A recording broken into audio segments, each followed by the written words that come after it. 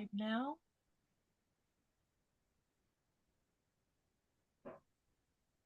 Can you guys see us?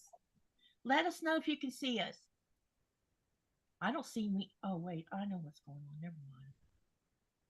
It's the way this screen is set up. Okay.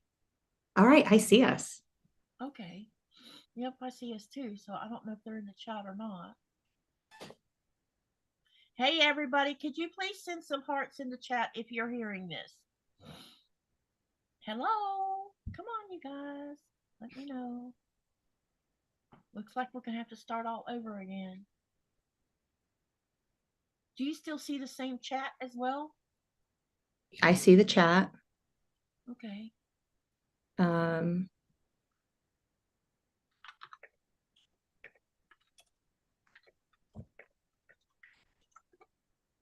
me go look on my other browser. That's another way of looking too. I can go. All right. Denise says she can hear us. But can you see us?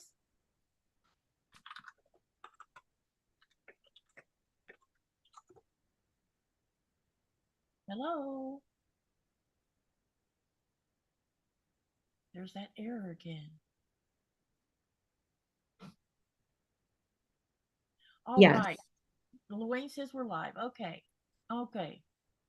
I'm not sure what the deal is, but when I was typing in, I started getting an error.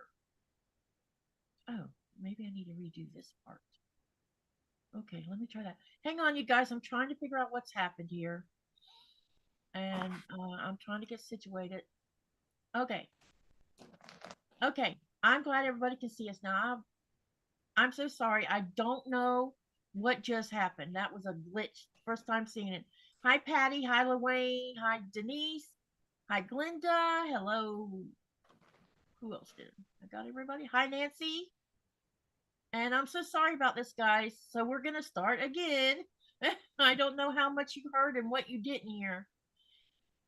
Nancy says she can see and hear both, but the sound is low. I don't know why the sound is low because I got it as high as it will go. So I'm not sure what is up with that. Let me look at my audio settings real quick. Okay. Yeah, all I can tell you is we'll just go with it and we'll figure it out after the fact. So anyway, welcome. Hello, Lisa. I think that's who Awkward Quilter is. Lisa? Yeah. Mm-hmm. Okay. All right, let's get on with this. So let's start again. Go ahead and tell them who you are and your channel. I'm so sorry, guys. Right. Hi, my name is Jessica, and I have the sewing channel, So Blessed by Jess. I started it back in January. My passion behind starting that channel was just to create videos to help people with sewing and to see it in a different way. My fourth graders, I always tell them we never say the word easy. So I just try to explain everything to the best of my abilities. My sewing history, if I want to backpedal a little bit more before January, was ever since I was little, I would watch my mom sew. She would make just wall hangings and actually my clothes, now that I think of it, until I was in third grade. And I was like, Mom, this is a little bit too much for me now. But because I'm a twin, and she would go ahead and match my sister and I in dresses.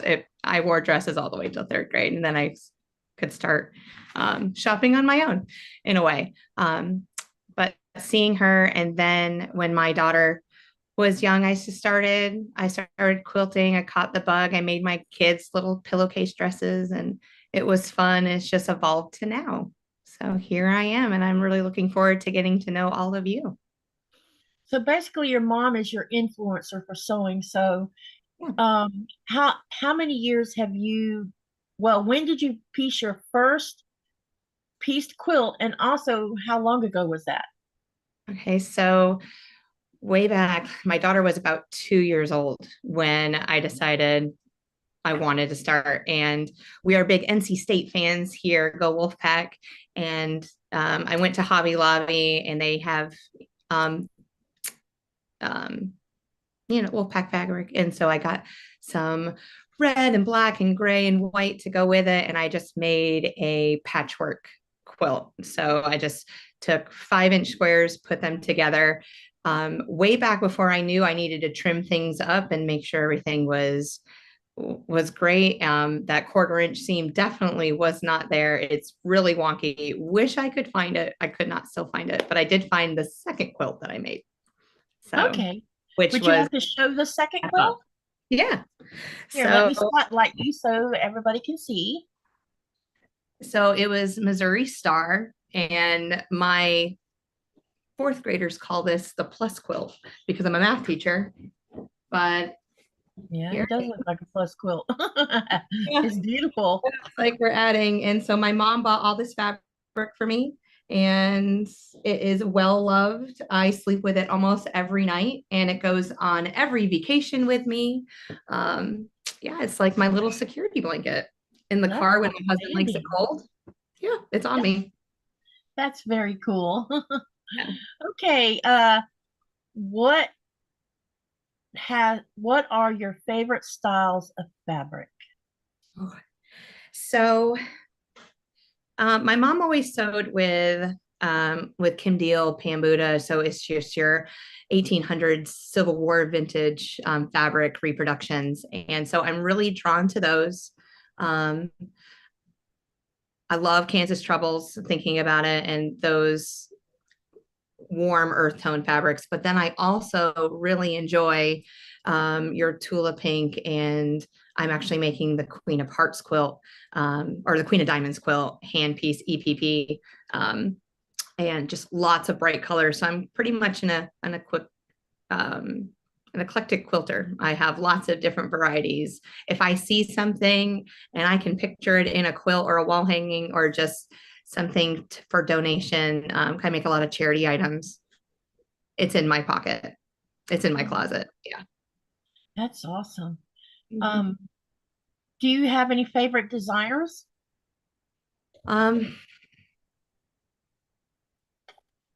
there's so many that are out there. I do follow a lot of your Moda designers, so Carrie Yoder, or Corey Yoder, Sherry and Chelsea. Um, I watch their YouTube channels too. So pretty much if they're on YouTube and I follow them a little bit more than others, but I don't really have um, a favorite designer. But I do go probably more traditional if I have a favorite designer, more traditional style quilts. What do you prefer, traditional quilt making or modern quilt making, or do you lean in the middle of it? Um, I was always been a traditional until I saw QuiltCon this year. And I wasn't able to go to QuiltCon, but it just kind of sparked my interest, and I was watching a lot of the videos with it. Um, I don't like curved. I'm kind of afraid of it.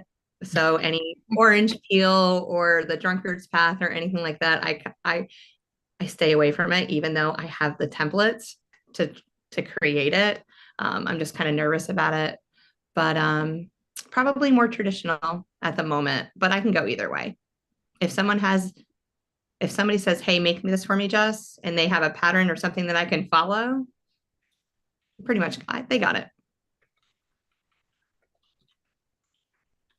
Hi, Cherry. Hi, Joy T.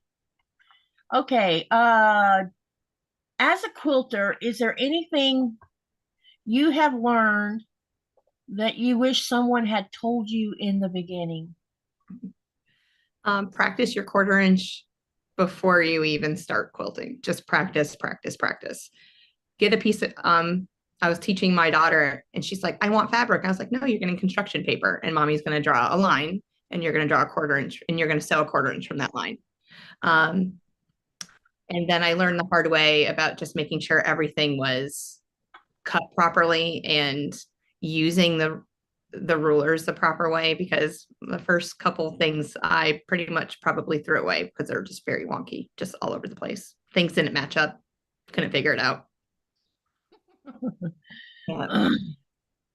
Tell me about what you envisioned in the beginning of creating quilts and how has it changed over time? So at the beginning, I just want to make my family a quilt just so that um, like my daughter's at camp, she has a quilt from me, so she can just get a hug from me anytime that she's in her room. But now I see the charity work behind it that I could do. Yeah. Being a teacher and being in that field, I actually see a little bit more behind the scenes about our foster kids and things that happen to anyone in life. It can be a child or an adult. And I just feel that they just need something to know that somebody cares about them. And so this year, my goal was to make 25 Project Linus quilts, and we are at number 13, and we're halfway through the year. So hopefully I can push through these last few and get them done. But I see my ministry for quilting right now as into donations and charities and doing things for even the NICUs for the hospitals. That's awesome. There's so many in the community that are doing things like this, and I find it very outstandingly awesome that they're doing this. Okay, what do you like best about making a quilt? And what do you love doing the most? Um, when making a quilt, if it's all cut out and ready to go, I'm ready. Um, just taking the time and piecing and just seeing the magic unfold in front of you. Mhm. Just, I took these two squares together and now I'm making a flying geese, or I have a half square triangle, and you can put them in various ways and get different patterns throughout your quilt. So my husband calls them the magician blocks, when I can create a pattern and then you have a secondary pattern inside of that quilt. Yep. Yep. So I really enjoy that piece. And my kids know that if I take about a couple minutes throughout the day, especially when I get home from work and I just shut my door into my room, and they just know, just leave me alone for just a few moments. I don't, and just let me create a little bit of magic for someone. That's cool. Okay. What is your favorite type of quilt to make? Applique, pieced, whole cloth, and why? I've never made a whole cloth. My husband would want me to make a whole cloth one eventually. Um, I've made an applique quilt. It definitely tried my patience because I am very just go, go, go kind of girl. Mm-hmm. And yeah, my machine is at the fastest setting it could go, and I just roll through it. So just patchwork. Patchwork would probably Okay. be the one I would go to. Mm-hmm. I think that piecing and patchwork are the two biggest things that most everyone I've talked to have said that they love doing the most. Mm-hmm.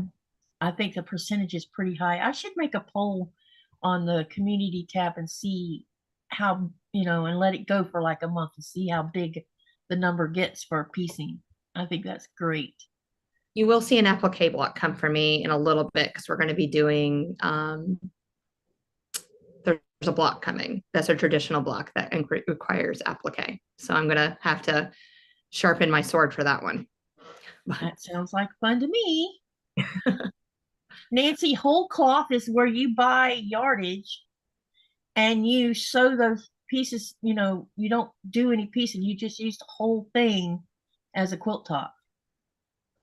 But it's the same thing as like whole cloth cheater quilts, where it looks like a quilt, but it's not a quilt because it's just a print. And then you go over the top of it and quilt it however you want to, and it'll look like a quilt. That's a whole cloth quilt also. Mhm. What is the hardest thing about creating a quilt from your perspective? The hardest part, probably quilting it, because I was Okay. using a domestic for so long and I would get frustrated because I only have a smaller Janome. And so the throat space isn't very, very long. And so just stuffing it and rolling it in there. So I was always, so that would be the most frustrating part for me, and just making sure that everything was in a line. But I did get a long arm just about a month ago. So Okay. that's That's getting awesome. Yeah. Congratulations. Yeah. I don't know.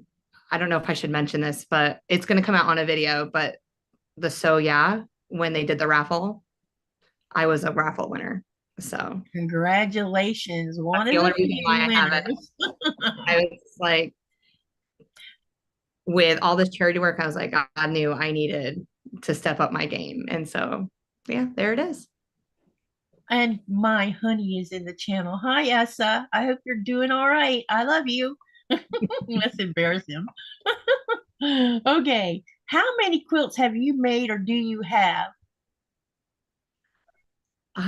Let's see. So we have 13 quilt tops over there ready to be quilted. We're probably close to 60 altogether Wow. that I have given away. Um, there was a Harrisonburg quilt pattern that came out from Pat Sloan last year, and that was the Yeah, quilt I gave to my mom. And so I created that one with Kim Deal fabrics, and I'm that creating a is a system. beautiful quilt pattern. Yeah, I really enjoyed it. I did the borders a little bit different for my mom's, but just because I had to put my little twist on it. But yeah, probably close to 60. Mhm. Nikolai says, I love you too, honey. Oh my gosh. I'm smiling now. Well, he's going to come home in 4 days, and I am just on top of the world about that. No lives for a Okay. while. Yeah, 2 months home. Yay. I'm so looking forward to it. Okay. Uh, I know we talked about your mom being a sewer, but is there anyone in your family besides yourself that makes quilts? So I believe my grandmother did. And so I lived in upstate New York as I grew up. Now I'm in North Carolina, but my grandma was in Seattle, Washington area. So I only got to visit her a couple times in Seattle before she moved back to New York. And that was when she was older and retired. So I saw a lot more crocheting and knitting from her at that time because she donated those to kids in need for the wintertime, hats and mittens. But um, I believe that she had a sewing machine, and I really feel that she did something because there was always a quilt on her bed, something homemade. So I believe it runs deep in the veins of my family. My mom was a sewer, but she never made quilts when I was growing up. Mhm. But my grandmother, which was her mother, she was a quilt. She hand quilted or handmade all her quilts. So I have a quilt in there that's like probably close to 150 years old at least because she had a long life. She lived to about 90. She was 94 when she passed away. My mother was 66 when she passed away. So, and I'm in my 60s now, early 60s now. So that quilt has to be really old, but it's disintegrating before my eyes. So every time you touch it, more powder comes off of it. So it has these big gaping holes in it now. So I keep it folded and put it in the closet because I'm Yeah, just afraid to touch it too much. big sign, do not touch. Yes. Yeah. Oh, I My understand. own channel is not letting me type in the chat. I don't know what's going on. Okay. Righty. Um, my next question would be, what is your go-to sewing machine? I heard you mention Janome, so which one you got? Um, so I've had a Singer, I've had a Brother, I have a Janome, and my dream machine that I would like is the Janome HD9. And so, because it's a Oh, straight stitch machine. Love the fact that my Janome, let's see, it's a 3160. It mhm. has all these beautiful stitches. I just don't use them. And I just want that larger throat space in between too and something more industrial. But but yeah, that's what I tend to gravitate towards the Janomes. Jukis are beautiful too. I've tested one out at a store. Um, but yeah, as long as it can do my 1/4 inch seam and go fast, we got this. Yep. I have a 6700P. So, but my next dream machine, I think, is I want an M8. Oh, yes. The M8 is offering that stitch regulator for free motion quilting. So I think that would, because I can't afford to buy a long arm and we don't have the space for one. So Am I another barely? machine would be great. Yeah, that'd be great. Yep. Who knows? We never know what will happen in the future. Okay. When, do you have any other hobbies that you also participate in? Let's see.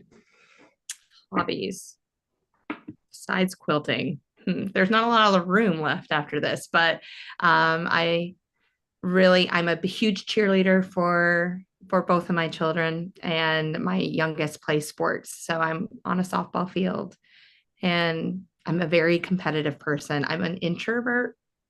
I know that's really hard to believe, but when Yeah, how do the two come together, competitive and introvert? That just doesn't even compute, you know? I know I'm very interesting, but when I'm zoned in, you can't, yes, but so hobbies, other hobbies, just teaching, just loving, just I'll teach gardening. I have a garden outside that I'm working through. Tomatoes are alive. I'm excited about that. Yeah, uh, and we all thank you for your service for teaching too, because we need good teachers out in the world teaching. yeah, I've been teaching for 6 years now, and I'm now departmentalized, which means I don't have to teach everything. I have taught fourth and second grade where I taught all the subjects, but now I'm in a Mhm. school where I only teach math and science, and it's amazing. Yep, I can imagine it is because I love science. Okay, when did you start your YouTube channel? What were your goals at the beginning? I know you mentioned January. And how has that evolved over time? Um, well, I just wanted to come on, and I mean, it's been a dream in the back of my brain for a few years. And I'm like, oh, I can't do it. Oh, I don't have time. I can't. And then I just bit the bullet and I said, I'm just going to put up a video. What can hurt? So anybody watches it, they do. If they don't, I'm not here to make money. I'm not here to, I just want to show people the love of crafting. Mm-hmm. And so, and so I got on here and I started doing the puzzle mystery quilt. I'm like, oh, I'll advertise that. And then I put up a video of it's called Dream House Quilt, and it went viral. It was like almost at a little over 11,000 views right at this moment. I was like, Wow. oh, people want to see a start to finish quilt. And so Yep. I started that, and yeah, I'm just working through that. I just try to do 2 videos a week because other than that, it takes up too much of my family time. And um, yeah, it's fun. And I just see it evolving into just tutorials about start to finish quilting, and I have put on for my traditional classic blocks, what block would you like to see? And so I always put that out there. And if someone requests something, that's the next block that I create. That's a great way of putting it out there. Yep. Mhm. Okay, now here's an off the wall question. What is your guilty pleasure? Hey, Kelly. Hey, Robin. Go ahead. Guilty pleasure. So spending time, spending time with my husband and just going away with the family. I absolutely love it. Oh, Just that's awesome. um, What a great guilty pleasure. it is. Because they don't like they're I have preteens now and teenagers, so they don't really want to hang out with me. And they're just like, oh, Yeah, mom's not cool anymore. So just going to the mountains, hiking, loving on them. I have we have our little basset hound that we bring with us, and just going on adventures. I can be I like that spontaneity with that, yep, and just going and running. Yeah. that's outstanding. Okay, now we're going to have a little fun. The first 3 questions or 4 questions are just whatever you give me as an answer, but then we'll go into rapid fire behind it. Okay, what do you wish you would have invented that you're using currently? Oh, the The clearly perfect slotted trimmer, because everyone wants one of these. Okay. That's a good answer. Yeah. Anything to Okay. trim with. What was your worst quilt disaster and were you able to solve it? It was my first quilt, which I wish I could find right now, but it was so wonky that actually the front overlaps to the back. Like it's all over the place. And did I say that? Yeah, I quilted it all together. It does. I always told my husband it's going to fit you, and it was way too short. So it's fun.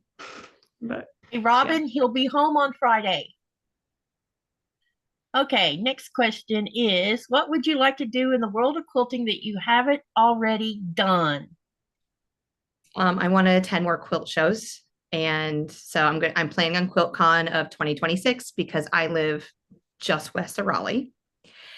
And also put create a quilt to enter into a show. I would like to make a quilt for the show too. I have one that I think would be great for it. I just got to finish binding it. Then I don't have any clue how I'm going to enter it since I live across the pond. So there's that. Well, there's people in Japan that are entering, so we can figure it out. Yep. Yes. Yep. Okay. What is your favorite color and why? And hi, Myra. Navy, Navy. because my skin tone is just cooler skin tone, but navy is like my favorite color. If you go into my closet right now, it's navy everywhere. I have this. Yes, I love navy, and I love Hi, quilting with Kelly. navy. I actually have a quilt right here that's navy background. That I'll be working. You can do with navy. I mean, you can make all these. Yeah, you could just have a blast with navy. I agree with you on that. Okay, now we're doing rapid fire. So, what 5 skills should a beginner quilter learn about to help them become quilt makers as they learn? All right. So master your 1/4 inch seam. Know how to use the rulers that you have to cut to your best abilities to make sure. Knowing how to read patterns correctly, because I know I've done that. Trimming your blocks and taking your time and pressing. 6, a lot of people like to use starch. I'm kind of on the fence with that, yes or no, but I would use starch too. Yeah, I think that starch is, I don't think you need it, but a lot of people love using it. It all depends on the fabric. Mm-hmm. Yeah. Okay. Suggest 5 tools that every beginner quilter should start out with and why. Okay. So a cutting mat that is large enough to cut a full yard, just so that you don't have to fold your fabric, because sometimes if you fold your fabric and you don't have it secure, you'll get that little wonky seam or a little wonky cut right at that fold. A really good 18, is it 18? 18 by 6.5 inch ruler. Yeah. So your rotary cutter, a sewing machine that you know how to use, and how to thread the bobbin and read that manual. And music. That's a tool. Okay. What advice could you give concerning how to take care of quilts to make them last a long time? So that they last a long time. Are you talking about like everyday use quilts or just? Yeah, sure. I wouldn't assume that they're going to be stuck in a closet and not used. I think that there's probably a lot of quilts out there that are maybe stuck in a closet, but just making sure that but when you stick in a closet, they're protected. I mean something that you're going to use every day that you want to stay pretty and, use does things to it. Well, this one's lasts for quite a while. I kind of make sure that I don't really eat and drink on it. So just in case I don't spill anything on it, but I wash it and then hang dry it or put it in the dryer until until it is still damp before, and then I bring it out. Okay. And Okay, just that's make good sure that you fold advice. it differently every time if it's something that's being folded a lot too. Yep. Yep. Cindy Slorette, Sissy. I hope we talk soon. Myra's leaving. Okay.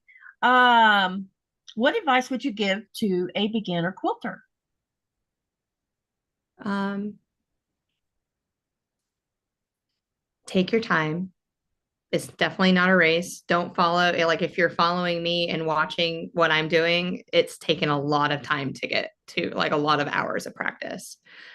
So taking your time, mastering that 1/4 inch seam, and just have fun with it. And if something goes wrong, it's okay. And take their seam ripper out, gently seam rip everything, and just start again. I can't tell you how many seams I've ripped out. It's going to be okay. Second time, third time's a charm. Oh, okay. And I misunderstood Myra. Okay, thanks for letting me know that. Okay. Do you have any other advice that you'd like to share with all quilters of any skill set? Um, just be kind to everyone.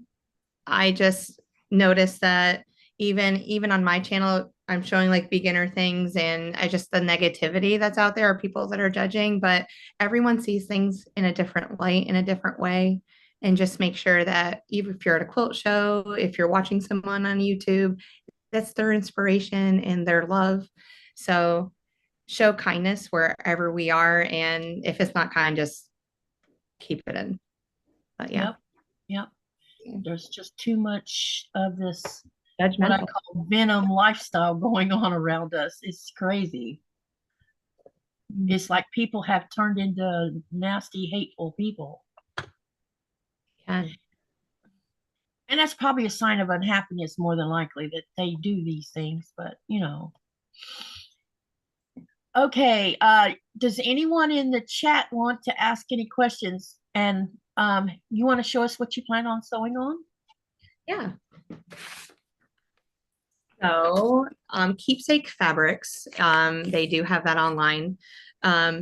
And so the warehouse is 45 minutes from my house, but this is the quilt that I'm going to be working on. So, Oh, that's as you can pretty. see, there's a lot of flying geese in this quilt.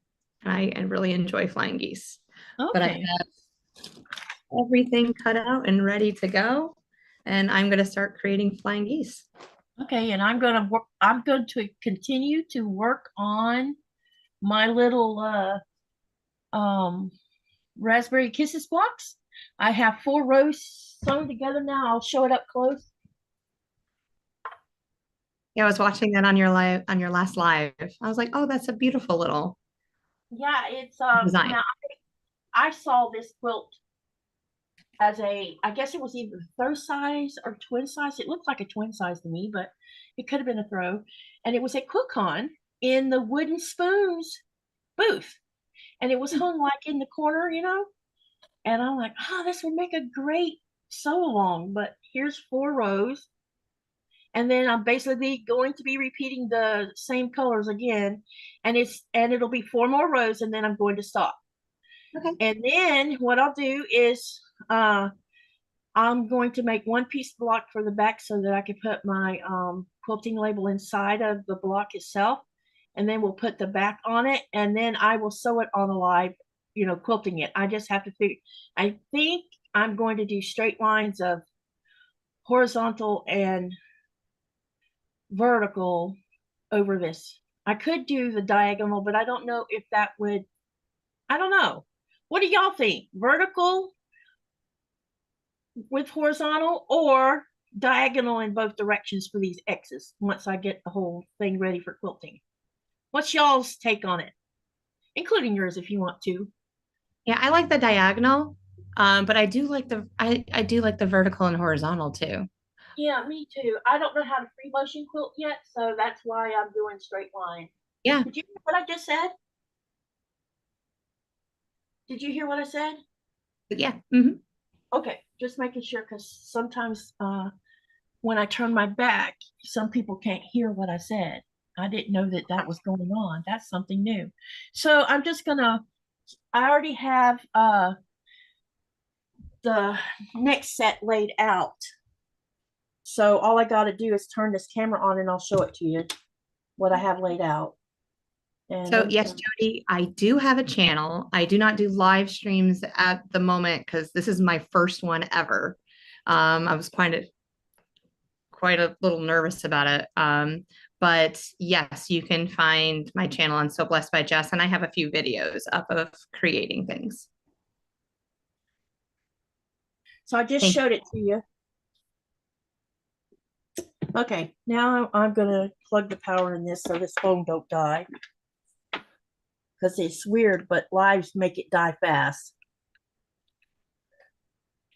Okay, so we can just get to sewing. And you guys, if you giveaway, there's no giveaway today.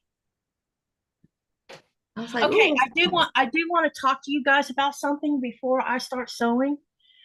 I don't know exactly how to. I'm having a difficulty even bringing the subject up, but I have to now. First of all, Cherry, thank you for your donation to my channel. I appreciate it. Secondly, okay, so as some of you know, that my son and grandson moved from California to Georgia. He's still trying to find a job. They've been living in a hotel for 6 months now, and things have escalated where I've run out of funds and THS has run out of funds to help with keeping him in a hotel room. I've been struggling with one, with bringing this up on my own platform, because I feel like I shouldn't use this platform for this, because, I don't know, people might get offended by it. I don't know. I just don't know what to expect from it. So what we're going to try to do is, my friend Christine, who lives in Georgia, she has donated a quilt. It's fully quilted. It has binding, the whole thing's done. And I will be making a pre-recorded video showing the quilt along with what the plan is. So what we're going to do is we're going to raffle the quilt off. I don't know how long of a time frame we'll be doing the raffle. Once I figure that out, I'll let you know. But I will have you go to, when you donate, I'm thinking $10 or $15 for a raffle ticket. And now if you want to donate more, fine. But if you want to just stick to a certain dollar amount, that's fine. And after so many days of running the raffle, and I've gathered up all the people who are, when I see the donation is, where it needs to be, then what we'll do is I will go live with the quilt and use the little spinny thing. And all of you who filled out the Google form that I'm going to set up for you guys for the raffle, because I need to know where the quilt's got to go. So the form is going to cover your email address and your physical address, so that when whoever the winner is of the quilt, when the raffle happens, it gets sent to them. So I'm struggling with even asking for help, but my son and grandson need help right now, and the people in Carrollton are doing everything they can to help, and we've been helping, and it's just been a real struggle for them. And all I care about is he's qualified for all the things that you can qualify for when you're in the position that he's in, because he's a single dad raising a 7-year-old who's going to turn 8 in July. He qualified for housing, but he has a housing voucher. However, there's a waiting list, and the waiting list could take months, up to 6 months, to get him into his own place. So in the meantime, that means we still have to cover for keeping him somewhere where he can be safe, because Friday, I thought he was going to be spending the night in the park in a tent with his son. And I couldn't. It hurts when you see your children struggling. Sorry. So the raffle is to raise money for him. And you, instead of sending money on YouTube, I have a PayPal account. And also, if you prefer to donate straight through THS, I will post that link. And if you do donate through THS, it's the Holy Spirit something. I'll post all this information for you in the description box when I post my video tomorrow about what's going on and what we need help with. And you can donate it, and then donate it under the name of Thomas and Blaze Douglas. That's all you have to say. Yeah, Glenda, I need that. That's another thing we've been talking about, is just trying to set up a GoFundMe. I'm only asking help for temporary. This is not going to be a ungodly amount of time going by. We just need a little help from our friends. And if you donate, thank you. Thank you. So expect a pre-recorded video to come out tomorrow morning sometime. And with all the information, just you have to go into the description box, and I'll make sure that you can find it. It'll be right up at the top where you can find the information of either using PayPal or going straight to THS. Now, if you donate with THS, let me know so that we can get, when you donate, you still do the Google form, but I'll put a box in there, maybe I'll call it comments. And in the comments section, you can write, I donated to THS. And that way I know, then I can contact THS and say, so-and-so here donated on behalf of Thomas, which they'll be aware of anyway. And we'll go from there. The hotel he's staying at that THS has been helping me sponsor, because I've been donating and they've been donating. It's $45 a night. That's better than the $80 a night when he first moved to Carrollton, when we weren't aware of, help. We started out the first 4 months of just me and Nikolai helping him, but our funds are gone because of stuff that's going on over here relating to his job that's gone beyond our control. So I don't want to ruin anybody's day today by talking about this, but expect a video out tomorrow. And any help y'all can give, please help if you can. If you can't, I understand also. I'm not going to be upset if you don't. I'm asking for help. And it's hard for me to do that because I was raised to not ask anyone for help. Well, we need help. So thank you for listening, you guys. Okay, let me see what else gets said in the chat, and then we'll get sewing and change the subject. Myra told me to call her when Zoom ends. She will pay postage to get the quilt to the winner. Okay, I'll do that, Myra. I'll call you after I'm done with the Zoom. Robin says you should talk with other content creators that are your friends, see if they can tell people about the raffle. That's a great idea, Robin. I will send out information on that too. Glenda says you can also set up a GoFundMe page. I should look into that. Yes, definitely. Have him check with churches and the Red Cross in the meantime. Right now, the THS is a church affiliate. So they're called, hang on, let me look up what they're called. 1 minute. Give me a second. I always mess up their names. THS. It's called, hold on, it's going to come up in just a minute. The name of,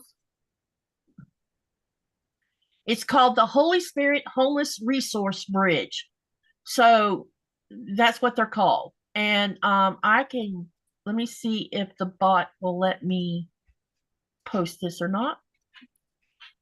We'll see. This is the link to THS, and my son and grandson's name is Thomas and Blaze Douglas. That's their name. And if you're paying into THS, there's a spot where it says comment, and in the comment you say this is being donated on behalf of Thomas and Blaze Douglas. That's what you say. If you do it through my PayPal, I promise you, it's all going to go to Thomas. It's not going to us. I'm not asking money for us. I'm asking for help for Thomas. So I would never be deceitful, and I'm letting you know that I'm being transparent. And if you want to see proof of where that money goes, I can probably gain it because I'll send it straight to THS is what will happen to it. And I can always get a receipt and send, put it somewhere where you can see that, your money went there.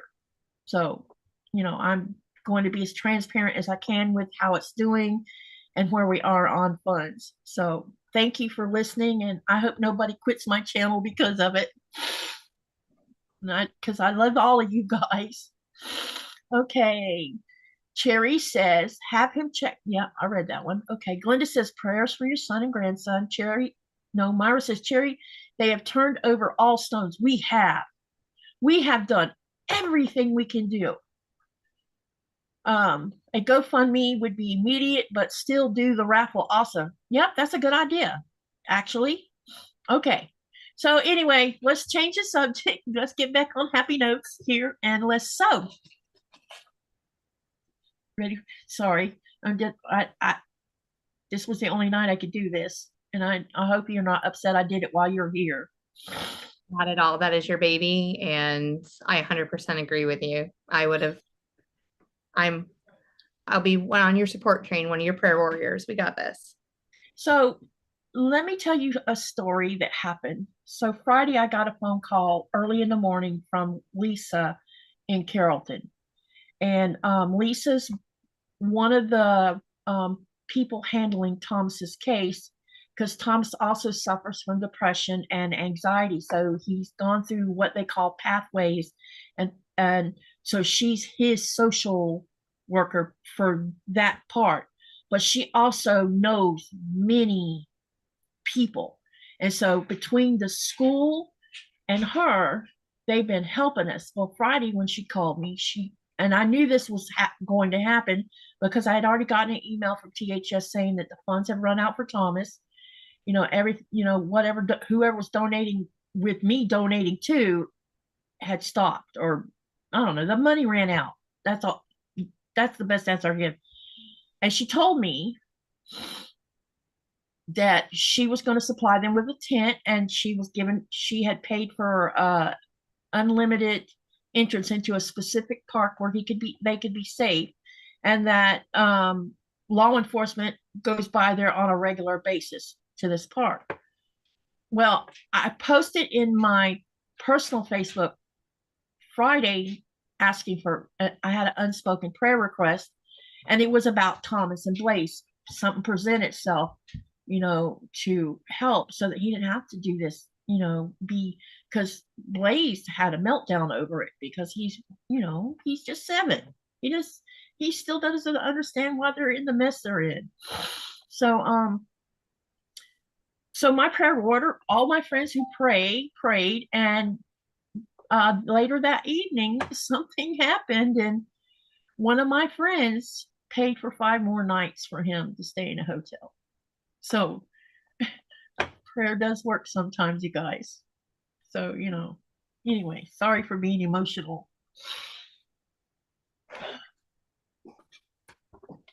Okay. So as you're making your blocks, you can hold them up and I'll spotlight you. Drawing my diagonal lines right now. I'm going to sew this first row, but make sure I don't get them all confused. Thank you, everybody, for your kindness. Cherry says she'd quilt it for free. It's already quilted, actually, this particular quilt. I had thought about getting one of my quilt tops and sending them to someone in the US to quilt, and we'll use that as another raffle quilt, but that takes time. It'll be a month before that could even be used for anything, because it's going to take at least 3 weeks to ship it to the United States.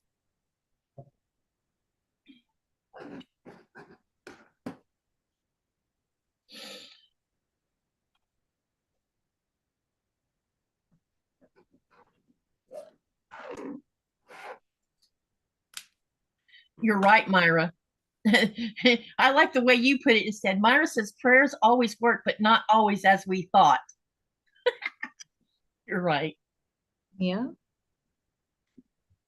But sometimes way back a long time ago when I was young and my life was in chaos because of when you're a kid and what's going on at home, you have no control over. And I used to pray, God, please take me out of this hellhole. And it never got answered.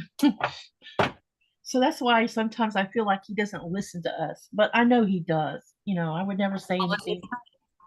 Yep, I know he hears us because there's been times he has answered prayers or something happens that lets you know he was there making sure something, come of it. Right.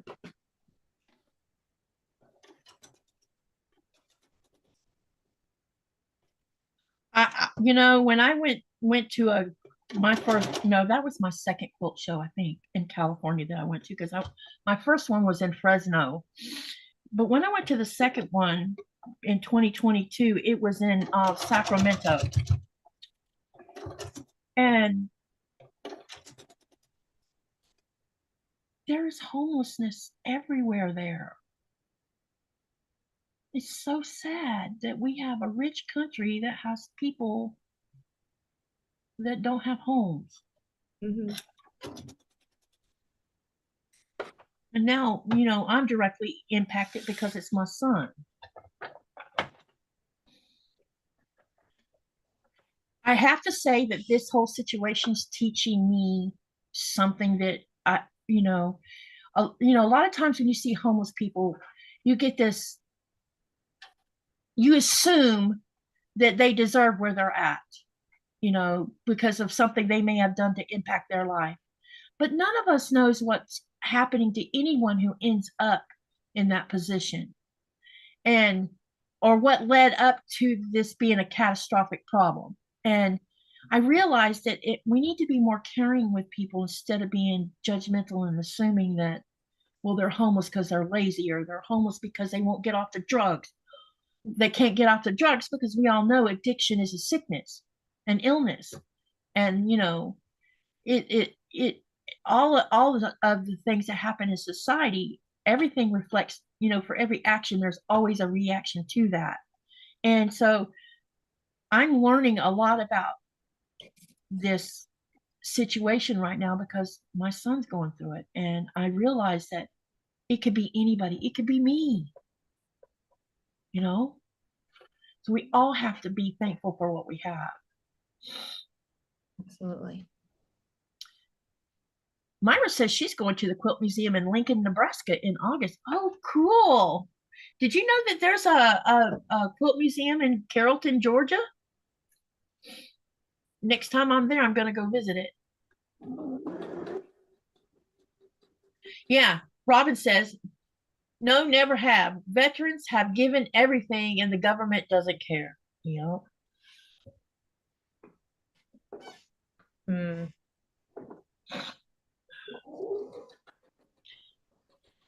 I asked my husband if there was homelessness here. He says there is, but it's so small, and the ones that are homeless still have a place to go and sleep. They're not sleeping outside in in this Arctic conditions.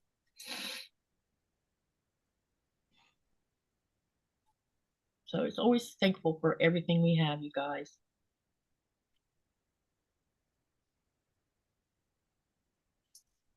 Does your husband like your quilting too? He does. He'll go to the quilt stores with me, and I think he enjoys that process in a way. But he'll send me pictures of quilts and goes, I bet you can't make this, or I bet you can't do this. And then he wants to challenge me. Yeah. Or, oh, I think this is like the ugliest quilt ever. I bet you can't make that. I'm like, oh, Wilkie. Do you find yourself sometimes when you're like at a mall or a restaurant or a hotel foyer and there's this carpet and you're like, oh my God, I can make a quilt like that.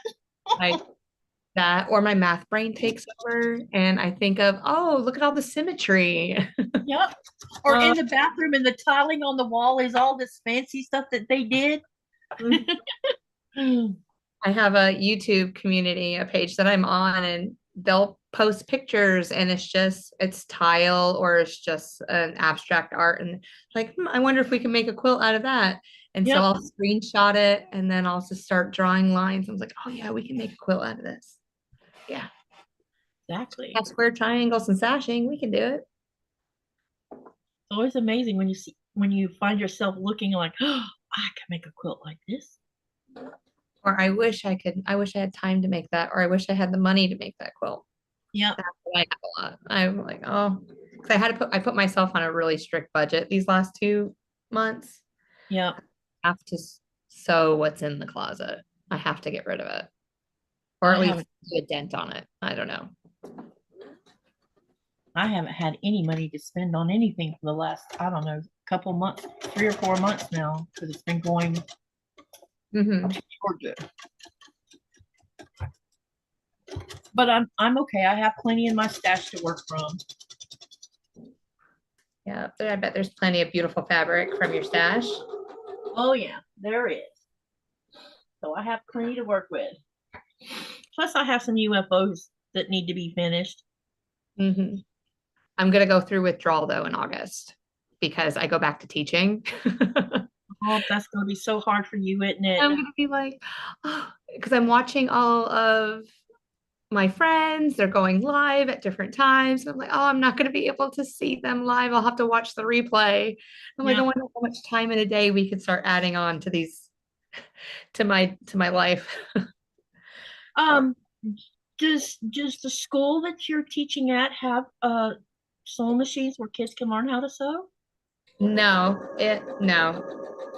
That would have to be a program that I did start teaching when I have to keep kids after school and because they're waiting on their older siblings. So I work at a K through 12 school.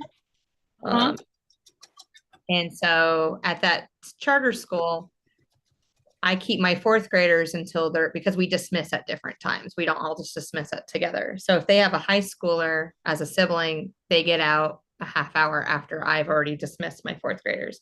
But I taught them, I'll bring English paper piecing and I had kites and I was like, oh, let's make some hearts together. And so I was trying to teach them how to English paper piece and they were just trying to go as fast as they could. And I'm like, I'm not asking you how many you can make before your sibling gets here. I want you to make it and just take your time. Yep. But yeah, I thought about that, about creating like a little club after school Uh-huh. and maybe just a couple times a month and I'll just bring my spare my because I still have that brother and that and another machine that my daughter uses. And we could have quilting time together and just create little projects and teach them. Yep. My sewing too. My mother, she made my clothes and stuff when I was in grammar school or elementary, whichever you want to call it. Yeah. And so she had one of those workhorse sewing machines by Singer. It's one of those that has all the metal parts on it. So that machine must have been from the early 70s maybe or late, yeah, somewhere around that. But so when I got into middle school, they had a home economics class and I signed up for the home economics class and they had sewing machines in there and you learned how to make an apron to take home to your mom, little cute little hot pads to take home for the kitchen and I think I made a couple of those little small pillows, and and I really enjoyed the process of sewing. So my parents had joined this church and you weren't allowed us girls were not allowed to wear pants or shorts or short skirts or anything that showed too much skin and you could cut your hair or wear your makeup. So if you wanted to buy a dress back then, so like from Cato's, it Mhm. would be $50 for one dress, one. Mhm. And I'm needing a whole wardrobe because we got pulled in with my parents. And so I went over to the fabric store and I went through the patterns and I found a couple cute little patterns I liked that would be legit for wearing all the time based on the standards of that church. And so I bought three different patterns and I came home with several yards of fabric and I started learning how to make my own dresses. So for $50, I could make three dresses instead of only ending up with one. So that's where my sewing started. It's amazing. I always And thought about I made some pretty dresses, you know. I also discovered that when you're tiny like I was, because I weighed 98 pounds when I graduated from high school. So it's this itty bitty thing, but I have really wide shoulders. And when you're making girls' dresses and so I wore a size anywhere from a size 8 to a size 10 dress, it would fit everywhere but the bust and the shoulders. Because it got where I would have to, had my mother measure my shoulders and then I measured the pattern itself where the shoulder area was going to be. And I had to modify the shoulders just a little bit. Otherwise, I could never wear any of the clothes because it was too tight across the back. I tried a pair of pajama pants one time and it was a total fail. And I was like, oh, well, I don't know if I'll do this again. I actually like making clothes. I think it's fun. The only part that I find tedious is putting zippers in. Okay, let me read what's going on in the chat. So, whoa, we've had lots of. Myra says Hollywood Studios bathroom floor tile. Talking about the pattern. Yes. Glenda says, Jess, that's awesome that you and him can enjoy the same hobby. Robin says, I like to go material shopping alone. I don't want to get distracted. My mother likes to go with me. She says I get tunnel vision. She's not the only one that gets tunnel vision. I get tunnel vision. My husband like be talking to me and my brain's somewhere else. Okay, Pam, they are kicking veterans out of housing for illegals in New York. Yeah, there's that. Yeah.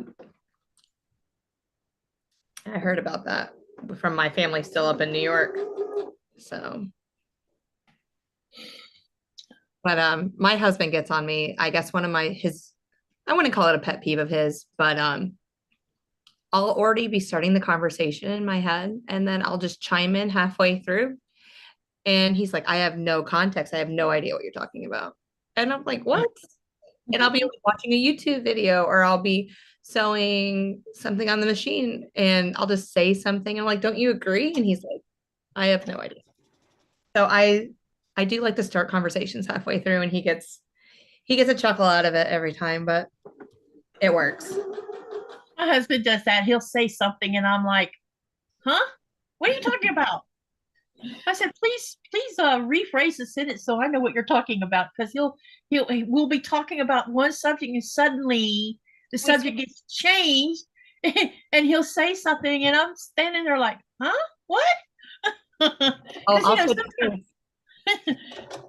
We sometimes do have the language barrier sometimes where I'll say something in English, because that's my native tongue, and he'll give me an odd answer and I'm like, why did you say it?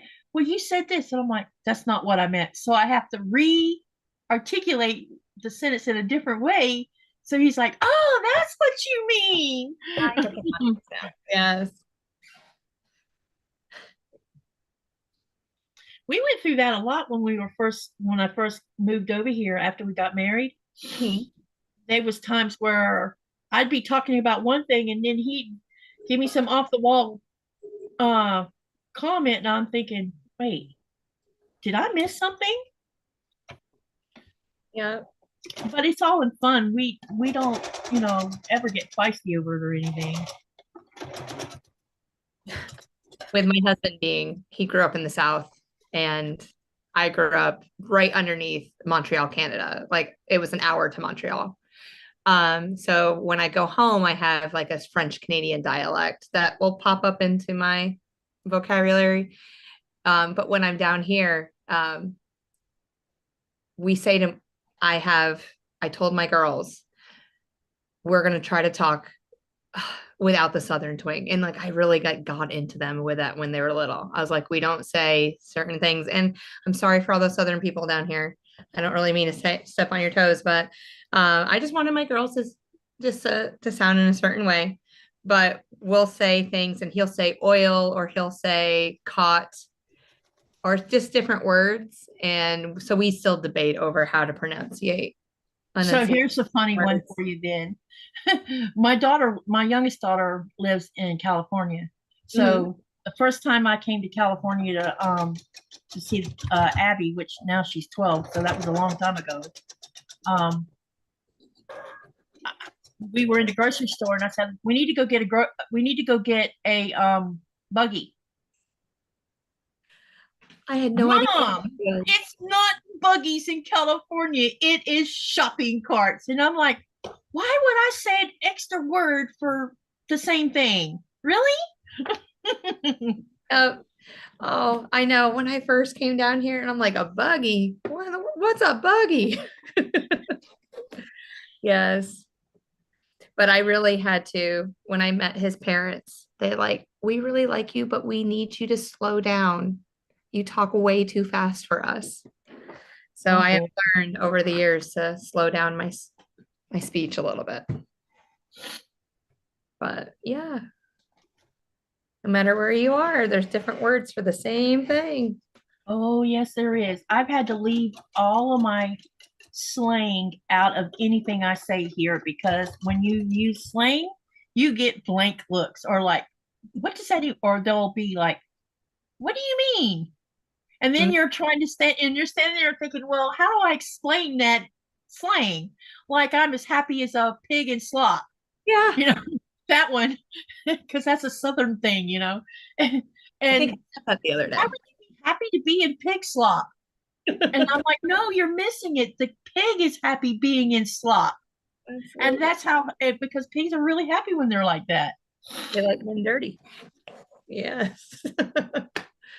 Yeah. Yeah. I've had to learn. And then my dad always had a certain way of sarcasm. And so I've learned that I can't talk like that down here. So that's kind of eliminated.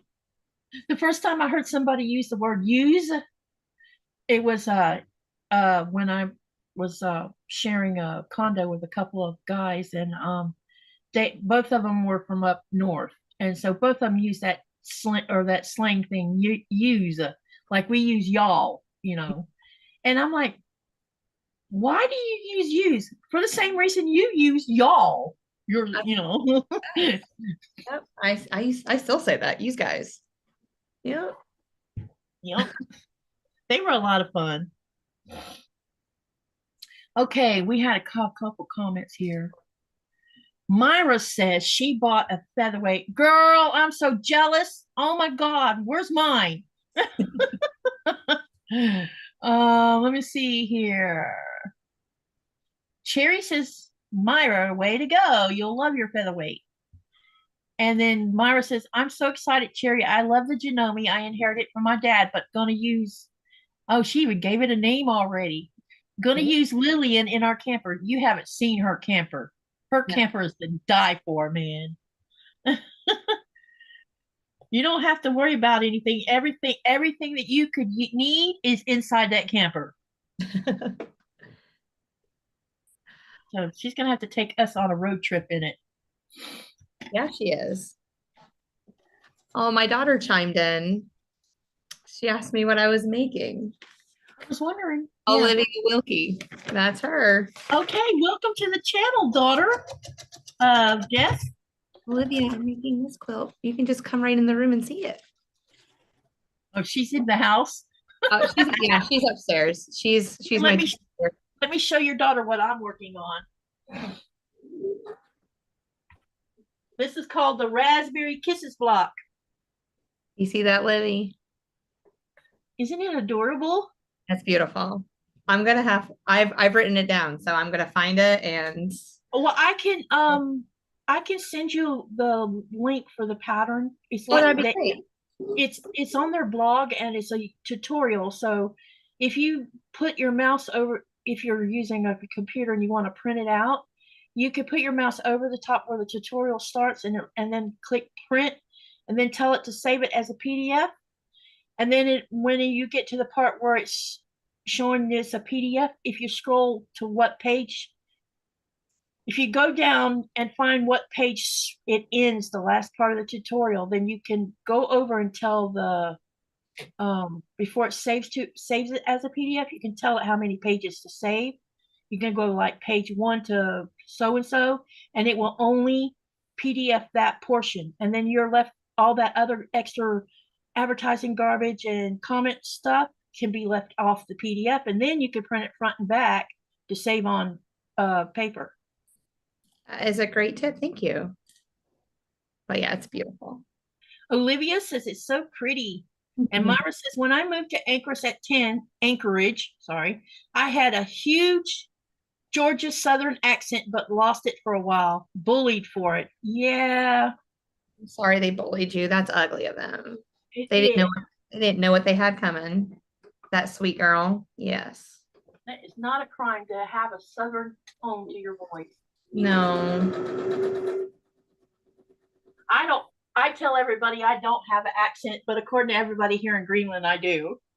And they've had fun with my accent, especially when I try to pronounce a Greenlandic word that I know I'm going to struggle with because I can't make certain kinds of sounds because, you know, we learn phonics at a young age. Absolutely. So the phonics here in Greenland is different with certain letters, and there's certain letters they don't even have in their language. Like 5 or 6 letters they don't even use in their language. So it's pretty interesting. But this one of the sounds is when there's 2 L's or an R and an L, and you're supposed to put your tongue on the roof of your mouth behind your teeth, like that. That opens the sides of your cheeks when you do that. And while you're saying ishishu, you have sound coming, this rush of sound, air coming out the sides of your cheeks, so it makes this funny sound. And I've gotten better at it, but I still get a laugh from you every now and then from a Greenlander, but they're not being mean when they're laughing at me. They're like, most of them are, when I learn a new Greenlandic word, or their taxi drivers have been the best about teaching me more words. And they're so proud because, you know, I'm learning their mother tongue and not the colonization language, which is Danish.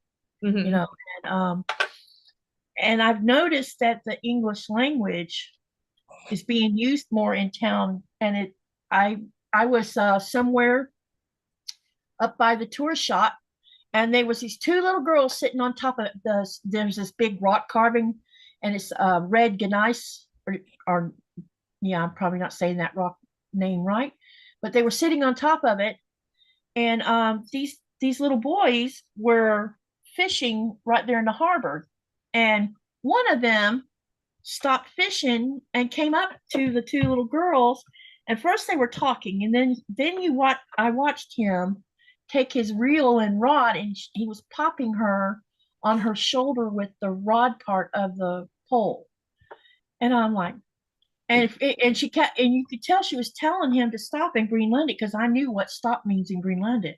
And finally I'm like, okay, I'm not going to let this happen, because this is just pure bullying in its finest.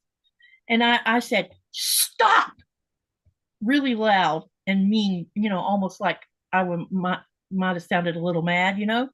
And that boy looked at me and he ran off. So the little girls turn and one of them says, thank you, in English.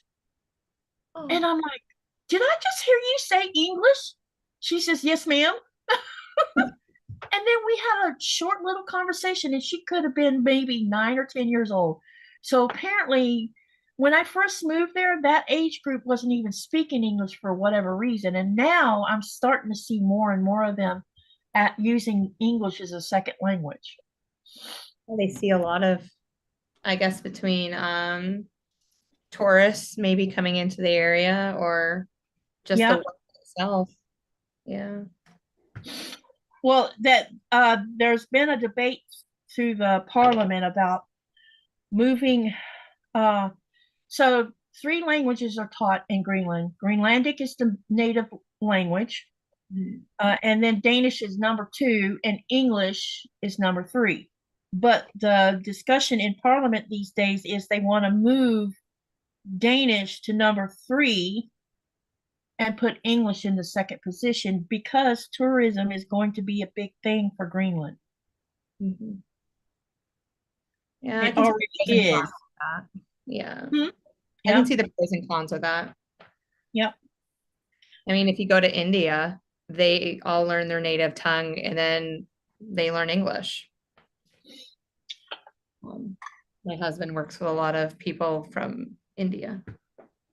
Well, I'm just glad they're not trying to take away, because at first, when they were colonized, Denmark was trying to take away their native language by sending all of their kids to Denmark to be Christianized and to be taught Danish and not be allowed to speak their native tongue. So even over here, that has gone on.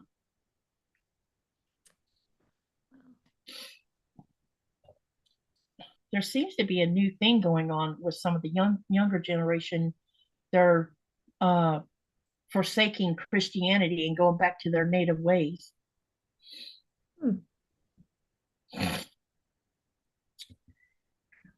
And I can understand that. I'm going to have fun putting these down together now because I just mixed them up. Oops. I'll have to relay them out so I can see how they're supposed to be. Yeah, I can't tell you how many times I've put something up on the board, taken it down, and I'm like, oh, let me put them back up on the board. Yep, because we got them all mixed up. All right, let me see what's been said in the channel. Uh-oh, my mouse is kind of stuck. Okay, let's go here. All right.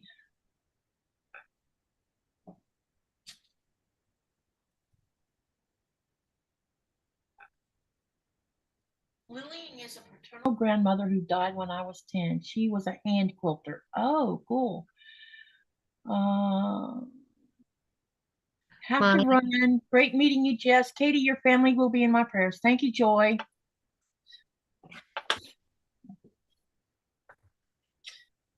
My husband's grandmother, she was a hand quilter. They actually, their whole family, I used to love going to Christmas over at grandma's house. Mm-hmm. And I'd go upstairs because they had an old loom that they would stretch their quilts out on, and they hand stitched everything. Oh, that's so cool. When she passed away this year, they, instead of putting flowers up on the casket, they took her quilts and just one of the first quilts that she made with her mom. And that was really beautiful to see. Was she buried with a quilt also? I don't know if they did that or not. Okay. Because I know sometimes people do that. Mm-hmm. But I didn't really talk to her a lot about quilts because she was sick a lot. So, but Sunday.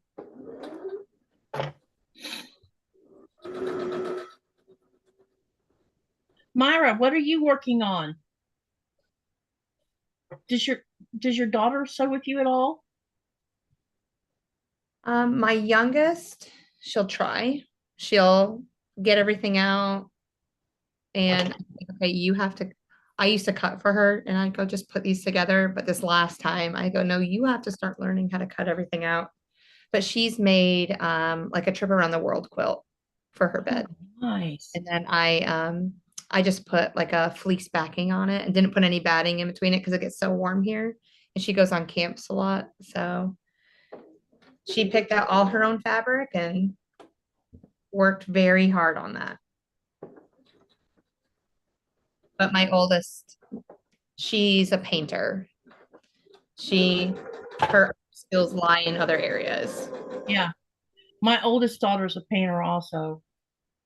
But I've been talking, kind of been in her ear a little bit of talking about how you could paint on fabric. I said, you could take your skill set and learn how to paint on fabric, and then maybe you could become a fabric designer.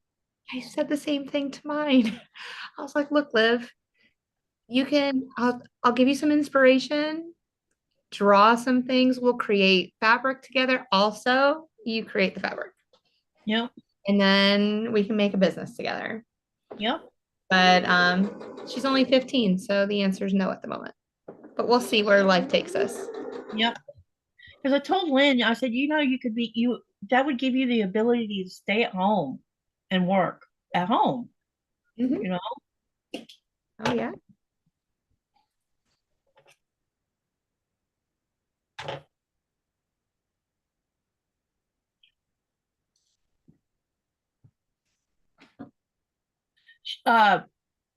Myra said some put them on the pews. I've seen that too. Yeah. Mm-hmm. I saw a But picture. I watched not season. I watched episode 6 of season 4 of The Chosen last night, and Jesus and the disciples are on their way to Jerusalem, and so they stop at. I don't know who she was in relation to him, but they stopped at her house. Do you know that when they showed the inside of the house, there was big, huge, I don't know if those was quilts they had hanging up all over the walls, but I was like, wow, those look like quilts hanging up on the wall like tapestries. And the whole inside of the house portion of it had these carpets laying all over the floor, covering up the ground underneath it. It was pretty amazing, that little scene of their house. It's like, if those are quilts, oh my gosh. Can't imagine. Yep.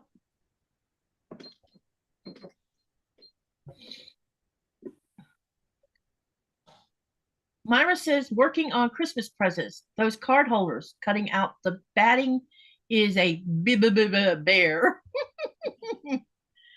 How many have you made so far? Because I know what she's talking about. It's she's taking CDs and she's covering the CDs in she's quilting where the CD gets slid inside of it, more or less. Mhm. I think. But anyway, it's a little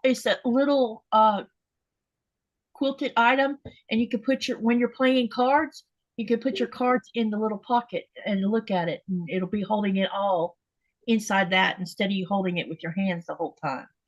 I saw those and I'm like, oh, that's a neat little gift. So that's what she's doing this year for Christmas gifts. You go, girl. Do it. Hey, Laura, how are you? Myra says tapestries to keep heat in or to cool in. Yeah, I figured it was for trying to keep it cool in there. All right, I am going to press all of these blocks. So I'll be right back. Oh, I see I did turn the iron on.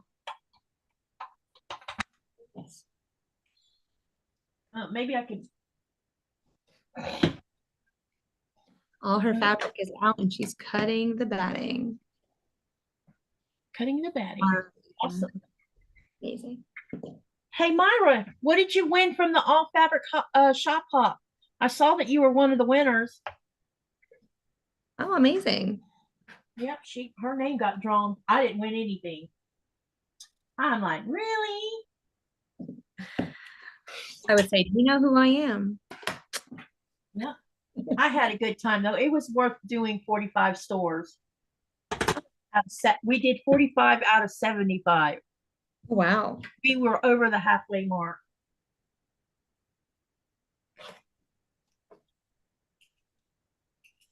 I thought about doing that for when the Carolinas do theirs next year. Well, they get the one for Florida gave you March and April to get it done, and you had to have it postmarked by May the 3rd, I think. So you had 2 months to cover the entire state of Florida if you wanted to. Oh, wow. Ooh, Laura says it's 105 degrees where she's at. That's freaking hot. Well, thank you. And you're never late, sweetie. She says hi to you, by the way. She said she had to run her dad around this morning. I'm finally able to sit for a minute or maybe two. Sylvia says, I'm back to my sewing machine on Wednesday. Great. Okay, now the iron's hot.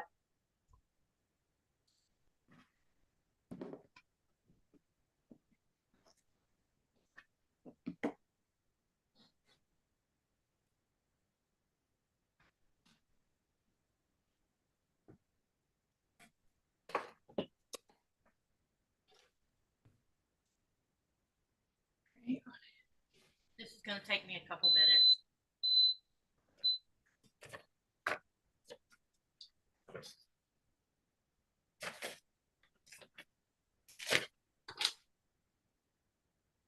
And the downside is every time it beeps, it means you have to put it back on the cradle so it can heat again. What kind of machine do you have? Or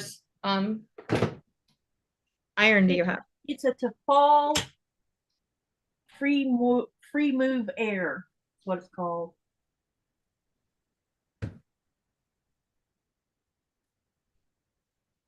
I haven't figured out how to turn that little beeping noise off on it. So everybody, you'll even hear it on my videos. You can hear beep, beep, beep. It's telling that it's either saying you need to put it back on the cradle to heat it, or it's ready for you to use it. Yeah, mine just flashes at me or turns off. And I finally figured out what the flashing colors mean and what the solid colors mean. I finally figured that out. Because the manual was in Danish and I was too lazy to go online and look it up.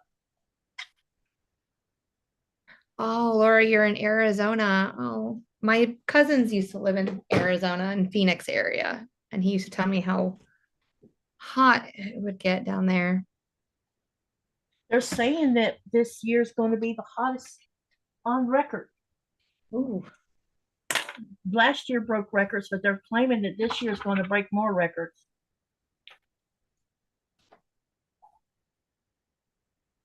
And I could tell you the last few days here it's been pretty warm. I'm thinking by July we're going to end up around the 70-degree mark. Mm-hmm. Or it could get warmer than that.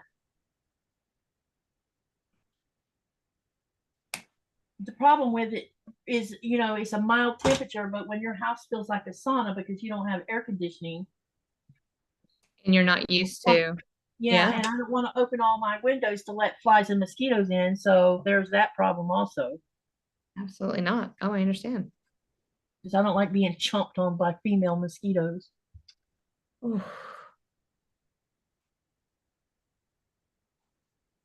Oh, I know. It's just kind of like pencil cases for small sewing items. Let's see. Yep. Okay.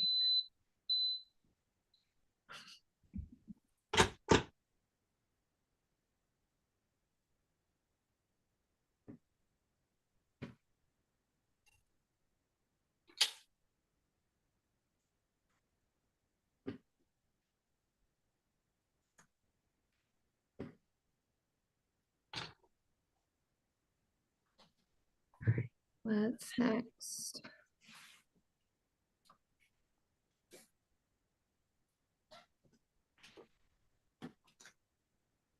I'm halfway through pressing it, so I'll be back in just a minute. Oh, yeah. I'm just reading my pattern, trying to figure out, because I've done a couple flying geese. Okay. And I'd like to change up the process every now and then.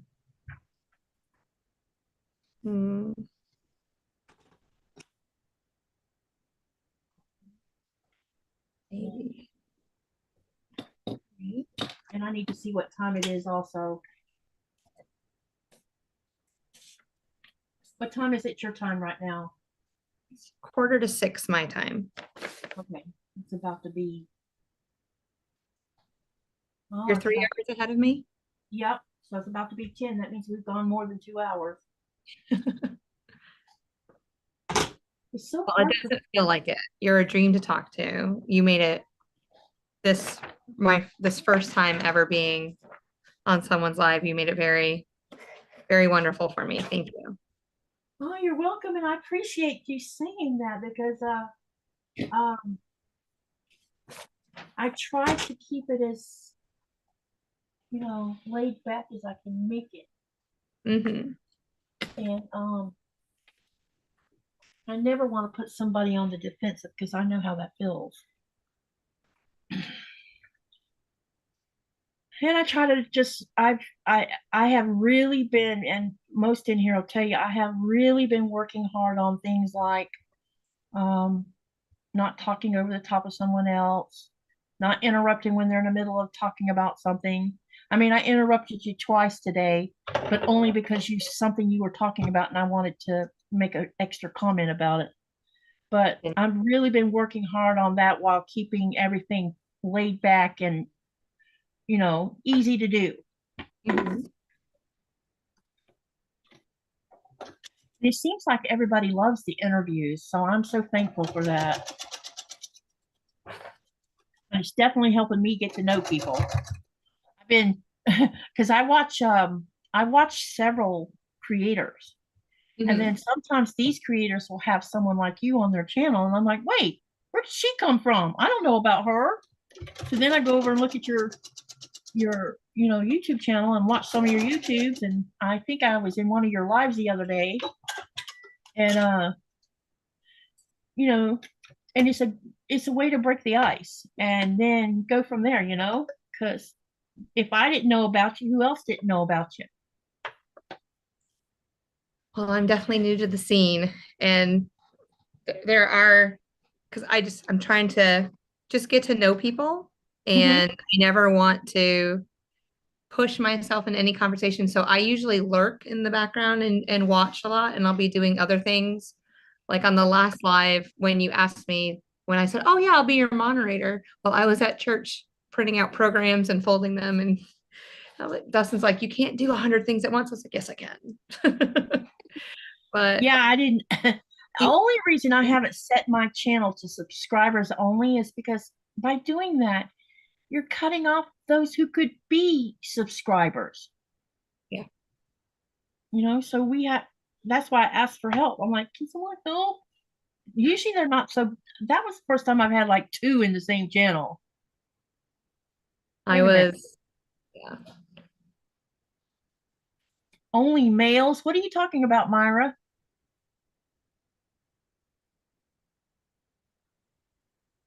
Uh, yeah, only female. No, males don't bite us, Myra. The mosquitoes. It's only the females that bite us. I have no idea what the males feed on, and the males are tiny. The females are like, oh my god! The first time I saw them, I'm like, honey, they're bigger than our Florida mosquitoes. They're huge. Flies. We get like a month of these big huge flies, and they're like, oh my gosh, and they're like the housefly, only they're enormous. Again, no, thank you. Yeah, but see, that's the only two bugs that we have issues with. We don't Mhm. have any. I mean, there's other little bugs like there's midges. That's usually the latter part of summer that they're the most annoying.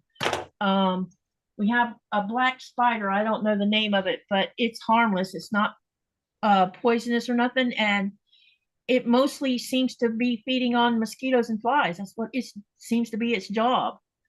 So I think the reason we have mosquitoes like we do is because this is an island and it's mostly natural. It's not took over by human beings in every square inch of it, and and they don't spray for mosquitoes or anything because then that would pollute the water, and in turn, by polluting the water, you're polluting the fish that are in the lake or in the water. So, and in the springtime, a bunch of birds come from somewhere and they sit out on the rocks in the middle of the lake. And I think that's who eats a lot of those mosquitoes. I bet. Yes, we're sewing, Patty. Hey, you want to show us how far along you are? Yeah, I made a couple flying geese. I can. Because I know we've been talking more than sewing, but here, Oh, let me spotlight you. Okay, there we go. well, I'm just making the flying geese. This is part of. Let me show the picture Yeah, you again. can do it. But here's the picture. It's going to be I'm working pretty. on these 3 orange stars. So Awesome. this is just part of it. But that's all I've gotten done so far because I Okay. just keep looking over at the chat, talking with you, which is amazing, loving it. And Yeah, I because I'm talk like, a lot. I'm sorry. I wonder how loud my machine. I'm hoping my machine's not too loud. So Um, Patty, I'm working on the Raspberry Kisses block. So I'm currently getting the next set of 4 rows sewn together. And then when I get those 4 rows all sewn together, I'm going to attach it to these 4 rows, and then it'll be that part of the quilt will be done. But I don't think I'll get it done today because it is now 9:40. Wait, does that say 8:48 or 9:48? No, that says 8:48. yeah, 8:40. So no, we're doing good. That means at 9 o'clock we'll hit the 2 hour mark. Okay. When we hit the 2 hour mark, do you want to stop or you want to keep going? Um, I'll probably need to feed my family. Okay, So so that's what we'll do. At 9, we'll stop. So if you guys have any more questions to ask Jess, now would be the great time to do it. Let me see here. Laura says we typically don't have many mosquitoes, but during monsoon season they come around. Sylvia says she lives in a rainforest, so mosquitoes. I live on a lake, so hello. And the mosquitoes are all in the rocks and stuff that are around the lake. Uh, Sylvia says that's going to be gorgeous. And then Laura says, my husband never gets bit. They all get me. Yep, I think that mosquitoes like certain blood types too.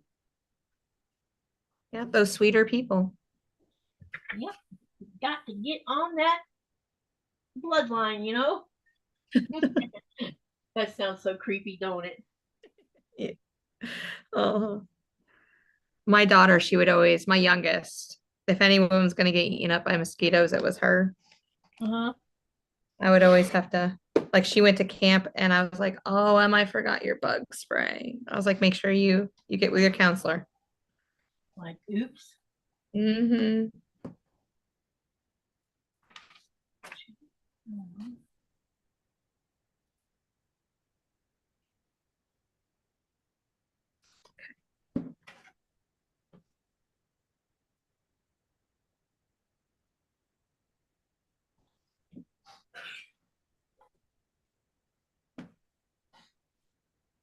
Nora is snoring under the sewing table.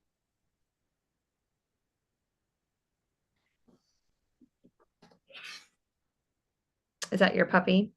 Yeah, that's my standard Dotson. Oh,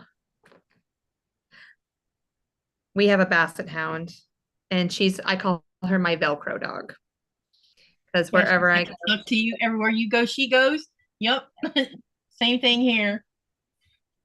If I leave her in there with her brother, because I have a gate up that separates the foyer from the rest of the front half of the house, and my German Shepherd is in the middle of blowing a coat, so it's like, I don't want you in the rest of the house. No, thank you.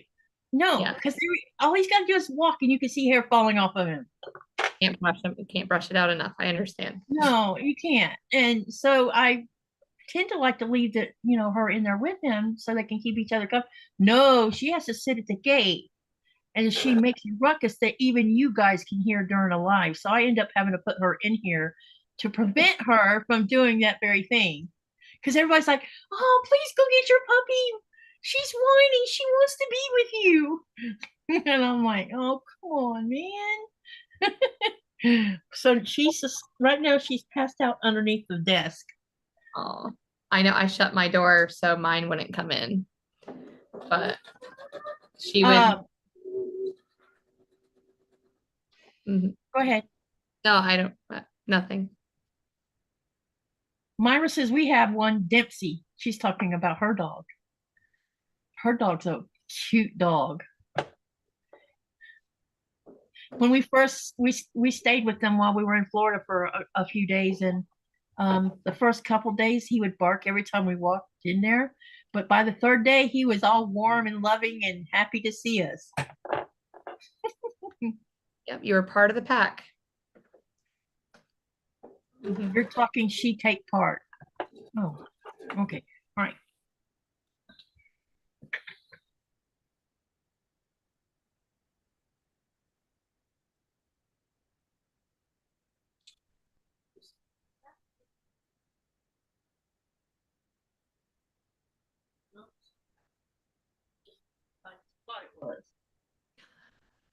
Okay, this one goes.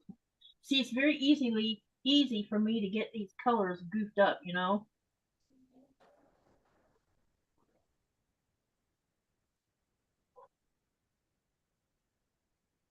So there's a specific pattern or color layout that you're looking for?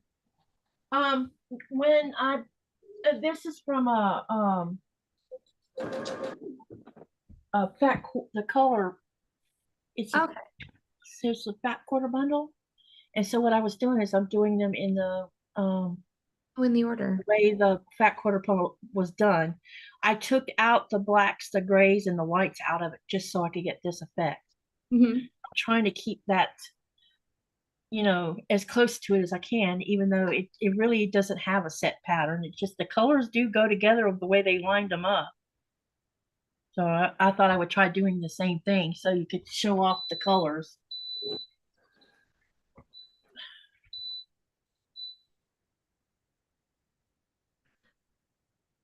Okay. Dark blue, then it's going to be this color. Then,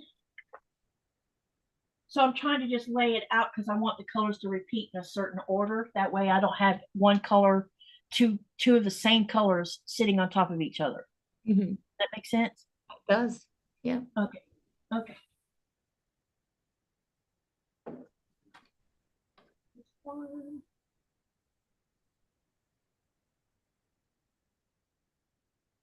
Okay, so now I think I have them in the right direction they need to be in. Kind of. Well, you have two Basset Hounds, Duke and Daisy. Mine is called Flash from the Dukes of Hazzard. She was supposed to be my husband's dog, but she's a mommy's girl. That's and too husband funny. just popped in the chat too. I don't even remember the name of the dog that was on the Dukes of Hazzards. Flash. Yeah, so when you said that about your dog being called that, I'm like, I didn't even know that dog had a name. Yeah.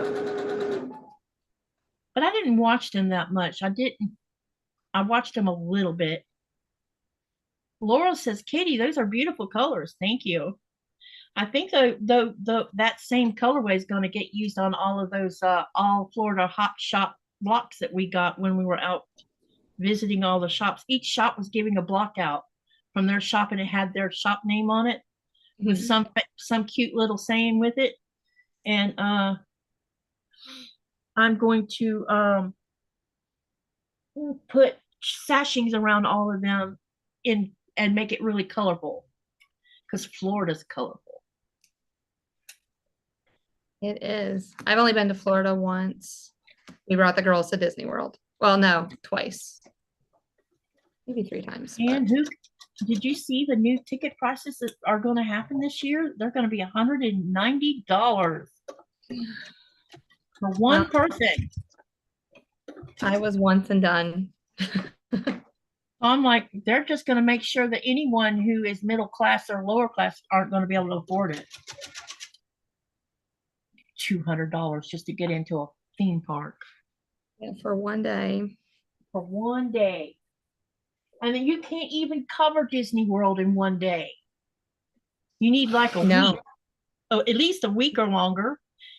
Otherwise, you just burn yourself out and like, I'm done. I'm not going back in. I would have liked to spend more time in Epcot than I did, and I still haven't been to see the Wild Animal Kingdom. We just went to, my kids are really little, so we just went to visit the Disney princesses and the castle. It's the only Did you place. let them let them dress them up like princesses? Yeah, we did the Bibbidi Bobbidi Boo Boutique, and they got their hair done, and it Yeah. was It was crazy amount of makeup they put on my granddaughter when they did it. yes. I'm like, why are you painting their faces?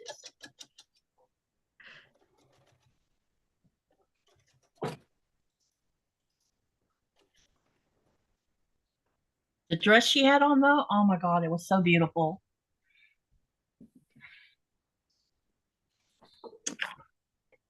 Which Disney princess was she?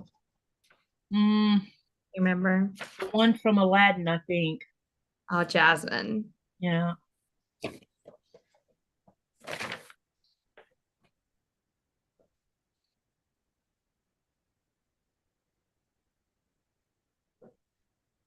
And We're making progress here, you guys. Pretty soon we're gonna have all of them where I can just sew the rows together. Okay.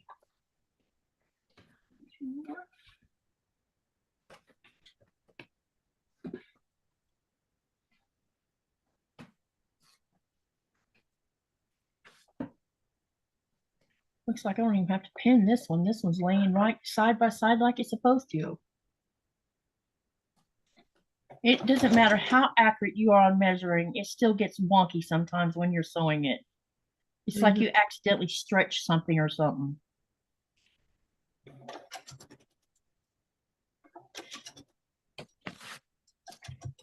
How long do you think it'll take you to make that quilt top that you're working on?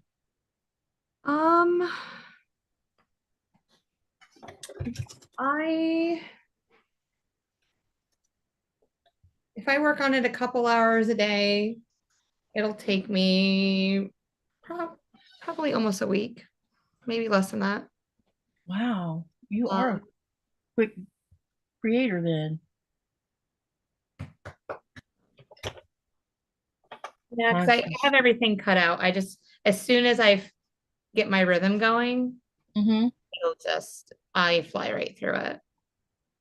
I'll just put on the TV and just listen. Just YouTube will go down, or Netflix will just, I'll listen to series. That's what I explain to people. Oh, it took me this many series to make this quilt because I don't. When Nikolai's home and he's building Legos and I'm sewing, we listen to audiobooks together too. All right, where did my little roller go? I seem to have misplaced it. It's funny My how I daughter was Cinderella for Bibbidi Bobbidi Boo at 6 years old. Oh, now she's 18. Oh. Cinderella's pretty cool too, Myra. Hey, Andrea. And like Andrea has two Bassets. Oh, and she was young, and they were named. I One can. of the, yeah, go ahead. Oh, those are two awesome names, Andrea. I have lost my roller.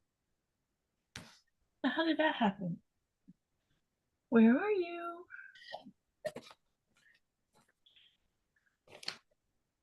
One of the shops that we went to in Florida, there's a sign on the window, and it says Basset Hound on premises.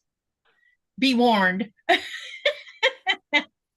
So when you walk in, you're expecting to get, like maybe barked at or something. He's standing behind the register. The counter is really tall, and he's looking at everybody, and I start talking to him, and I say, "Are we allowed to pet him if he'll come around?" And she says, "Yeah, if he comes around, you can pet him." And I kept talking to him, and I kept trying to entice him to come from behind the counter, and he just stood there looking at me, wagging his tail. About two, so when I got done talking to him, I walked away, and within 2 minutes, his behind was at my feet, all because I turned my back and walked away. And then he came to me. It was cute. He's like, hello. I wasn't finished with you. Yep. He was definitely a cutie pie. Oh. Basset seems like bassets are becoming a thing these days. Yeah, they're adorable. Um, I just feel bad because some of them are bred still for like just being really short, and my dog has a crooked paw. So she'll Uh-oh, have arthritis when she gets older. But that's not good. that's the only thing that makes me sad. It's just they're bred for looks and pushed in that area. But we have an American Basset Hound, so she'll only be 50 pounds of love. So, and the European Basset Hounds get all the way up to like 85. They're massive. Yeah, the breed standards on this side of the pond are definitely interesting and different. Because Nora came from show dog lines, and that's not why I bought her. I was looking for a good breeder who wasn't running a puppy mill, and I was specific when I talked to her. I said I want my puppy to come from parents who don't shake when they're scared of something, because Dachshunds do that a lot. It seems to be a nervous thing. And secondly, I wanted a black and tan female. And then she says, "You realize you might be on my waiting list a long time." And I said, "Yeah, I looked through your bloodlines and I see you have more color than you do black and red." And I said, "But I'm willing to wait because it looks like your line of breeding seems to be they're built like tanks. They're just made of sturdy stuff, you know." And so we spent about almost a year on a waiting list, and then I got an email saying, no, she messaged me. What she did, she says, "My female had puppies." This was in December, so her female gave birth to puppies, and she says it must have been meant to be, because in all those 7 puppies there was one female that was black and red. And I'm going to forewarn you, the entire litter is so noisy and verbal. So she's probably going to be very verbal. You know what? She really is. Oh, Oh, she talks a lot. love that. Hey, Flash. Flash made it in. Somebody let her in the room. Hey, pretty one. She tried to get up in your lap. She is trying to figure out how to get my attention right now. Yes.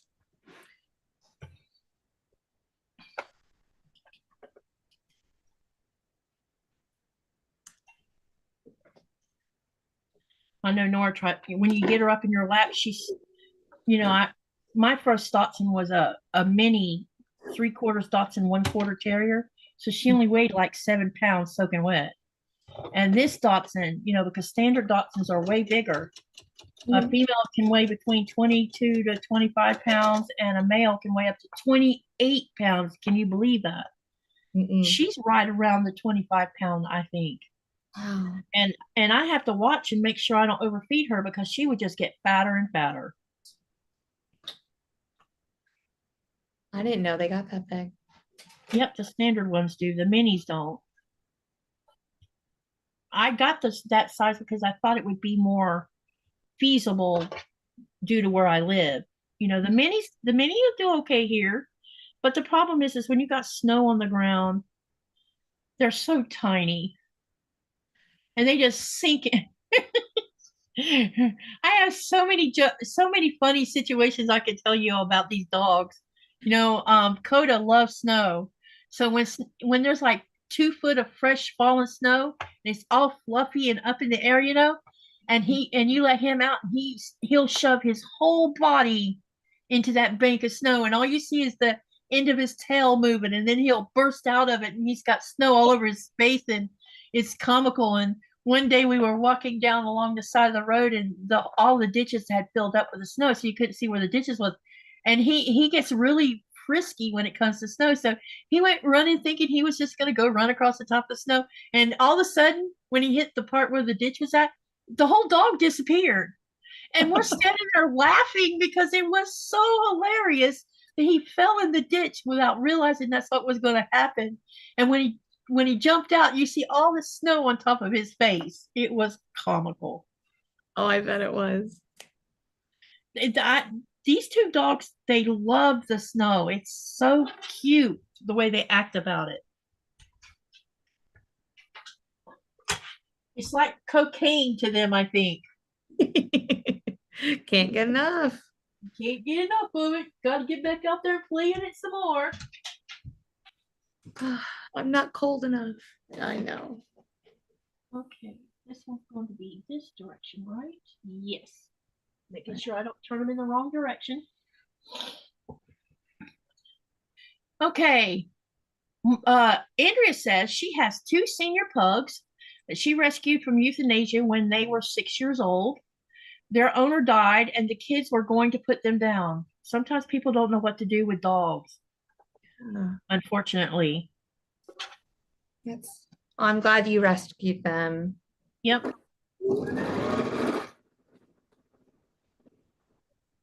I would really like to know what happened to my roller. I've lost my roller, and I'm so used to having it up here. As soon as you finish, you'll find it. Now, let me see what time it is. Is it 9 o'clock? Yes, it is.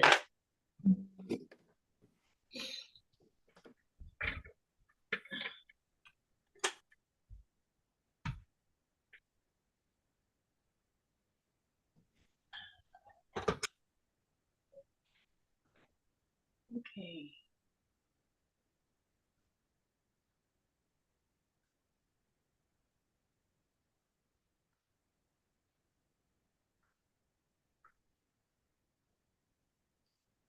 Something's wrong.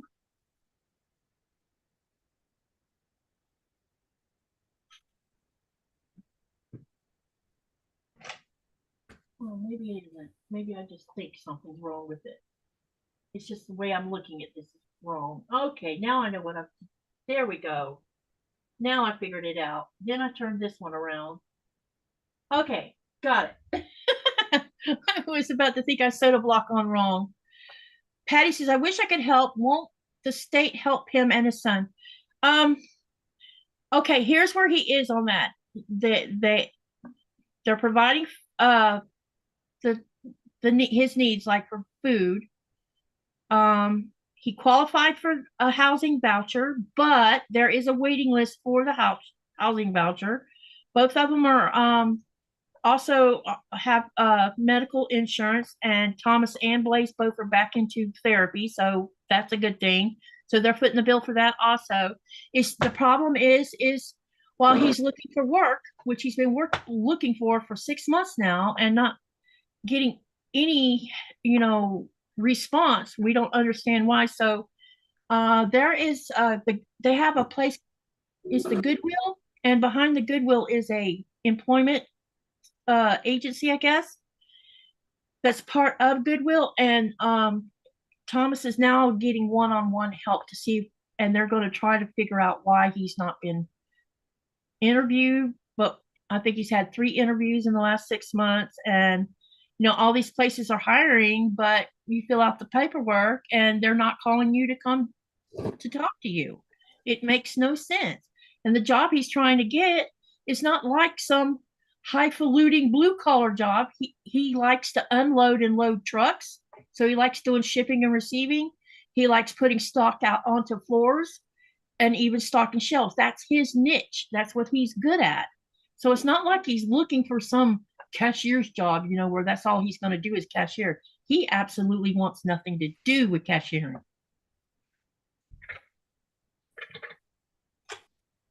So anyway, Patty, that's where we're at, and that's why now I need help.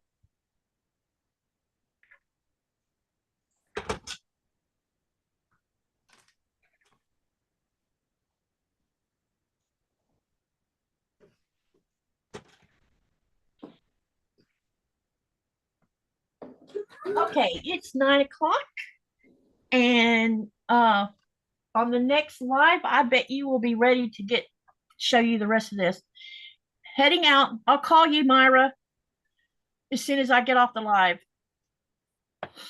Yeah, I know I do. Sorry. Anyhow, thank you all for being who you are and how you supported my channel. I really appreciate it. I want to thank Jess for coming because neither one of us knew each other until tonight, which is okay. This is how you break the ice. And I'm hoping that we can have a future sew together where we're just sewing and not interviewing or anything like that. We can just, you have a project, I have a project. We'll fix the cameras where you can see what we're doing, and we'll just sew and have some fun. So I'll get with you on that. So go ahead and whatever you would like to say, go ahead. Yeah, thank you for inviting me on your channel, getting to know you. Definitely have enjoyed this. This is my first live, and I can't wait to have many more. And maybe I'll bring you on my channel when I get it established. And we'll definitely do some sew alongs. I would love that. Yeah, that would be great. And I'm so happy that you're another one who is first time doing a live with me. Congratulations, because now we have broke your cherry. Or I know that sounds kind of weird, but you know, it's the only term I could come up with. Like, we broke her cherry. So thank you for coming. Thank you everyone for being there and supporting the channel and coming to watch us. And stay tuned. There will be a video sometime tomorrow morning. I don't have an exact time because it's going to take me a few minutes to figure out how I'm going to do a pre-recording of what I'm going to say about all of this stuff, and try not to cry in the middle of doing it. So yeah, I'll get it up tomorrow morning sometime, and then they'll make sure when you're watching the video that you go to the description box, because that's where you're going to find the Google form to fill out, and also the links of where you can go to donate if you're going to be part of the raffle. And the Google forms are so that when I do the drawing, I'll know where to have that quilt sent to. Okay? So thank you for coming. Have a nice day, and make sure to live, laugh, love, dream, and most of all, create something. Bye, everyone. Don't hang up. Let me get this. Oh.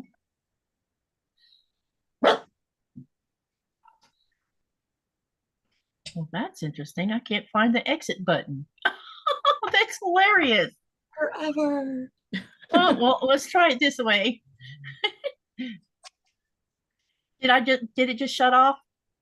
Not yet. Not on my. Uh-oh. But it's lagged. It usually lags a little bit. It should have been off.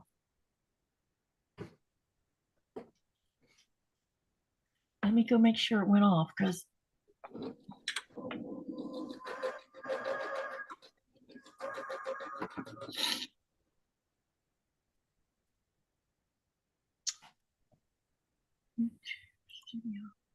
I think I accidentally closed it before I told it to stop. Let me go see if we're still live. Oh, it says we're still live. Wow. Sorry, guys. I'm trying to figure out something here. Oops.